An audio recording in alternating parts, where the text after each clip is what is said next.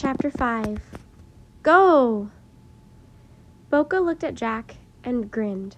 Ready? He asked. I'm ready, said Annie. Where do we get our surfboards? Down there, said Kama.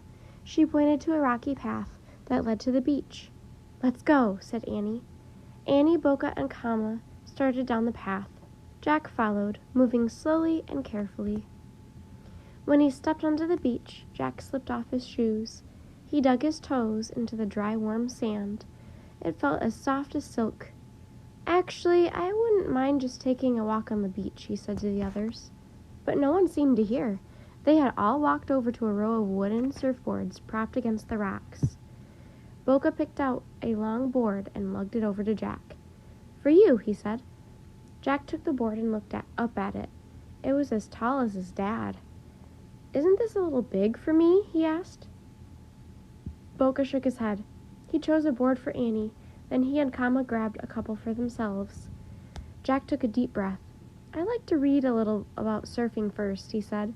He put his board down and pulled out the research book. What is that? Asked Kama. It's a book, said Jack. It tells you about things. How does it talk? Said Kama.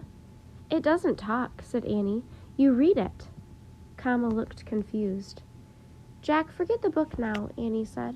Let's do what Boca and Kama tell us. She headed for the ocean, lugging her board.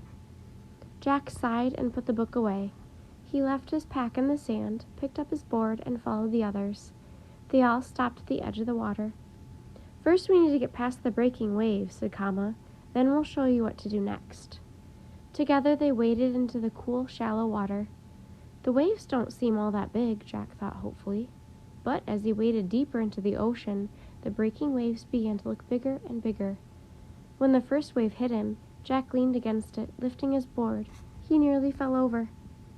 Kama, Boca, and Annie moved farther out into the ocean. Jack watched as a wave loomed over them. They all threw their boards over the wave and dove into it. Jack struggled forward. The next time a big wave came toward him, he threw his board over it. Holding his glasses tightly, he ducked under. When Jack stood up again, he wiped the water from his eyes and glasses. His surfboard was close by. He grabbed it before another wave came. Jack kept fighting his way forward. By the time he got past all the breakers, the water was up to his chest. We'll paddle out to catch a big wave, said Boca. Jack frowned. But don't worry, Jack, said Kama. It will be fun. Boca and Kama pulled themselves onto their boards. They lay on their bellies and began paddling with their hands out to sea. Jack and Annie lay down on their boards too. Paddling over the gentle waves, Jack relaxed. Now this was something he could do all day.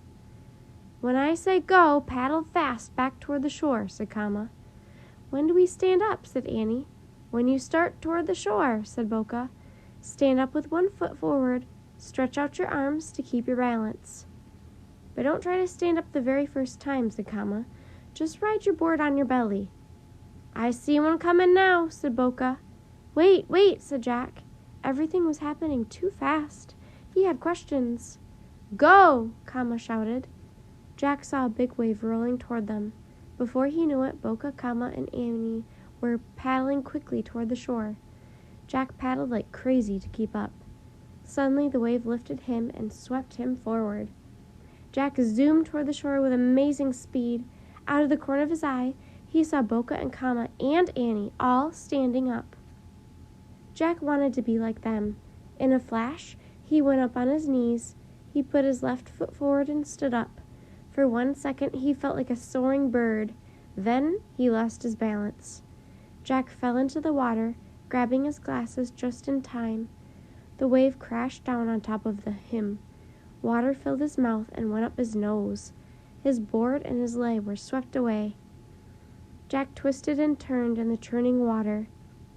When his head bobbed up above the water, he choked and coughed. Another big wave crashed down on him, and he went under again.